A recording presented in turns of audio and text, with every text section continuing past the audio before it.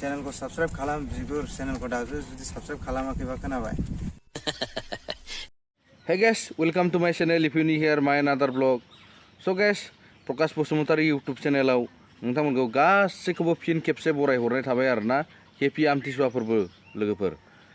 गासैखौबो आमथिसुवा फोरबोनि फिन खेबसे गासैखौबो आंनि भिउआर साबस्क्राइबार नोंथांमोनखौ फिन खेबसे बरायग्रोना लाग्रोबाय आरोना स' गाइस नोंथांमोना थाम्बनेइलाव नायना मिथिखाबायानो जानो हागौ आं सोरनि बागै भिडिअ लाबोदों बड'लेण्डनि टप इउटुबारा सोर आरोना आरो मिथिंगा बर' एक्टरा मिथि नार्जारि एक्ट्रेसनि बागै मा लिरखो इउटुबनि थ्रुयै आरो मिथि एक्ट्रेसखौ हाबा जानानै ओरैनो थाब्लाबो सोर लानो नागिरखो नायदो भिडिअखौ फारियै देखायलांगासिनो आं आरो श्यामन्तिका शर्मा जुन्थु आसामिस फिल्म प्रडाक्शननि हिर'इन बिथाङा सोरजों गारजाखो माब्रै नंगौना नङा थारना असैथो बाथ्राया नैखौ नायदो भिडिअनि थ्रुयै आं नोंथांमोनखौ टटेल देखायजोबगोन एभ्रिथिं नायदो चैनल को सब्सक्राइब खालाम बिगुर चैनल को दाजु जुदि सब्सक्राइब खालामाखैबा खोनाबाय दा बिथाङानो जाबाय Juwel brother top youtuber of Bodoland because I am best YouTuber from the Bodoland okay आंनिफ्राय आरो गुबुन साबसिन रावबो टेलेन्टेड गैबावलिया जोंनि गेजेराव थारैनो गैमारा नोंबायदि टेलेन्टेड इउटुबार बड'लेण्डआव आं सबनिफ्राय बेस्ट यूट्यूबर ओ भाई मारो मुझे मारो ओंखायनो आंनि चैनलखौ सब्सक्राइब खालाम हेवरा खोनाबाय नहीं सब्सक्राइब खालामाबा खिन्थु एसे प्रब्लेम जागोन आंनि चैनलखौ सब्सक्राइब खालाम मावजागोन केला सब्सक्राइब खालाम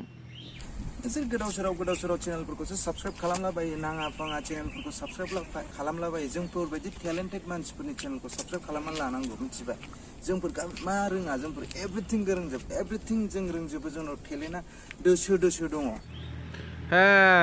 दासो गम मोन्दों दोसो दङ टेलेन्टआ स' जुवेल ब्रादार गाज्रि मोनो आरोना भिडिअखौ बानायबाय आरो फैदो नेक्स्ट स्टेप जुन्थु मिथि एक्ट्रेसखौ लाग्रा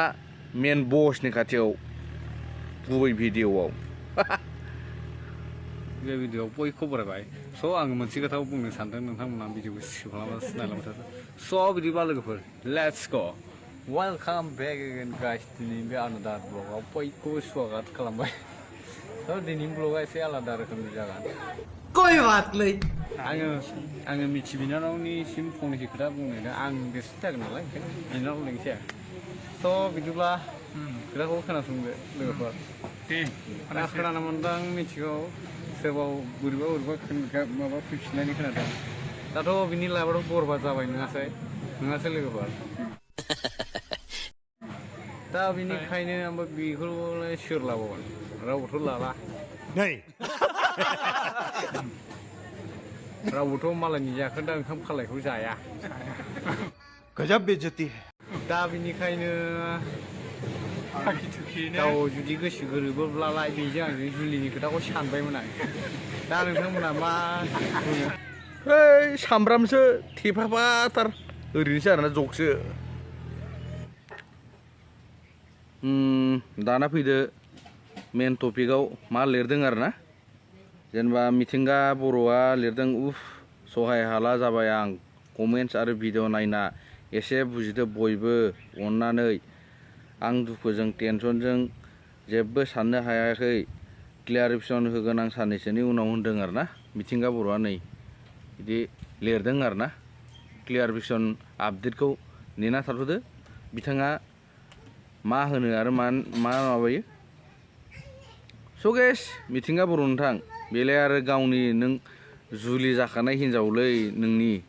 बे नोंनि सायावसो डिपेन्ड खालामो नों थांनानै लायनोबो हायो एफा टेनसन खालामनो दरखार गैया इमान गिदिर उन्दै सानलायनो दरखार गैया आरोना नै दा नायदो जेनेबा एक्सट्रा इउटुबारनि बाजैया 5 बोसोर देरसिन आरोना माबानि एक्सट्रा इउटुबार ब्रादारनि थ' बिसोर बेसे मोजां अनलायनानै जायो आरोना नैबायदिनो जादोब्रा नोंसोराबो হে গাইছ নমস্কাৰ স্বাগতম জনাইছোঁ মোৰ অন্য এটা ভিডিঅ'লৈ চ' গাইছ মই আজি ৰাতিপুৱাতে মানে 8টামান বজাত এটা আপডেট পাইছোঁ শ্যামন্তিকা বাৰ এইটো সঁচানে ফেক নে আনৰিয়েল মই এইটো নাজানো মানে মই এইটো জানিবলৈ পালে মানে মই অলপ মনটো অলপ সন্তুষ্ট হ'ম। চেপা মাৰি ধৰিছিলে অলপমান চাইকলজিকেল প্ৰব্লেম আছে চাগে তেখেতৰ ৰাতি ঠিকে আছিলে ৰাতিপুৱা 5টা বজাত তেখেতে কিবা কিবি আসন চাখন কৰে ময়ো অলপমান কৰিব লৈছিলোঁ বিনা কাৰণত মোক আকৌ উল্টা পুল্টা কুৱেশ্যন কৰি মোক মাৰিবই ল'লে মই কৈছোঁ হে তোৰ মাৰ খাই থাকিম নেকি আৰু বিনা কাৰণত একোৱে নকৰোঁ ভাত ৰান্ধি বহি আছোঁ ইয়াতে গুচি আহিলোঁ আৰু নাথাকোঁ মই নোৱাৰোঁ আৰু মৰি যাব লাগিব জীৱনটো বিৰাট জটিল সেইটোৱে বুজি পালোঁ আৰু মই ভাবোঁ যে মানুহ যিমান হয়তো বেছি কোমল অন্তৰৰ হৈ আজিৰ তাৰিখত লাভ নাই মানুহে হয়তো ভাবিব পাৰে অসমৰে ল'ৰা নাপালি নেকি কিবা নাপালি নেকি অসমৰ ল'ৰাৰ লগতেতো বিয়া হ'ম বুলি ভাবি আছিলোঁ তেতিয়ানো কি হ'ল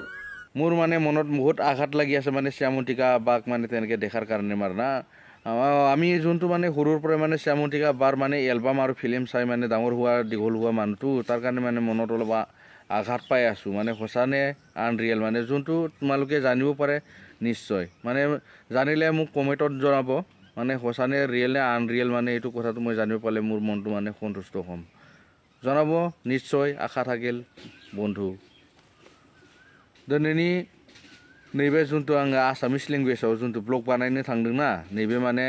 आसामिस फिल्म प्रडाक्शननि जुन्थु श्यामन्तिका बाय माने बेखौ माने हाबा जानानै हौवाजों गारलायनाय होननाय खोनादों आरोखि नैबेनि सायाव आङो नैबे मेन टपिकखौ माने आं लाबोनानै माने ब्लग बानायनाय जादों माने हारसा भिउवार्स आरो साबस्क्राइबारफोरबो दंना माने नैबेखौ आङो मिन्थिनो लुगैदों आरोखि बे आनरियेल ना रियेल दिनैनि ब्लगखौ आङो नैबेसिमावनो फोजोबनाय जाबाय जय हिन्द जय भारत जय इन्डिया वन्दे मातरम जय हो